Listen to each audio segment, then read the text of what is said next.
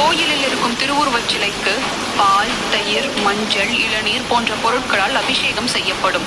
அப்படிப்பட்ட அபிஷேகங்களை காண்பது புண்ணியம் என்று கூறி பலர் இந்த அபிஷேகம் நடக்கும் நேரத்தில் தவறாமல் கோயிலுக்கு செல்வர். அதில் புண்ணியம் இருக்கிறதோ இல்லையோ, நிச்சயமாக நம் உடலுக்கு நன்மை இருக்கிறது என்று கூறுவேன்.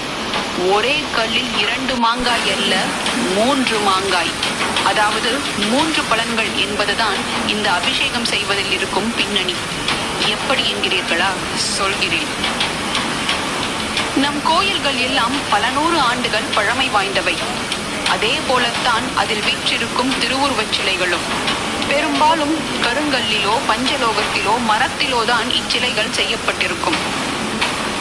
நாளடைவில் இந்த சிலைகள் சிதைந்து போகவோ அரித்து போகவோ வாய்ப்பு உள்ளது.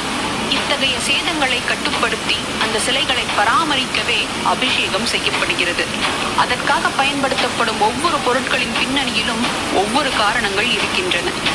பால், தயிர், தேன், கரும்புச்சாறு போன்ற பொருட்களில் உள்ள கொழுப்பு சத்து சிலைகளில் ஈரத்தன்மையை தக்க வைத்துக் கொள்ளும். ஈரப்பதம் இல்லாமல் உலர்ந்த கருங்கற்களுக்கு மின்னூட்டத்தை கடத்தும் தன்மை குறைவாக இருக்கும்.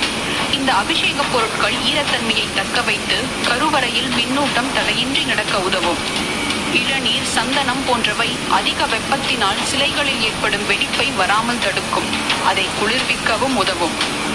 மஞ்சள், திருநீறு மற்றும் குங்குமம் ஃபங்கஸ் எனப்படும் பூஞ்சைகள் சிலையில் உருவாகாமல் தடுக்கும்.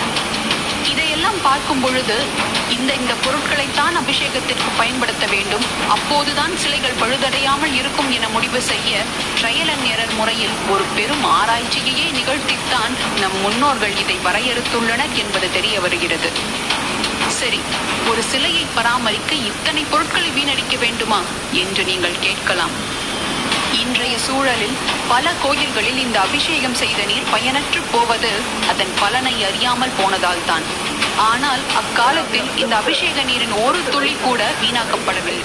கோயிலில் இருக்கும் திருவுருவச் சிலைக்கு பால், தயிர், மஞ்சள், இளநீர் போன்ற பொருட்களால் அபிஷேகம் செய்யப்படும்.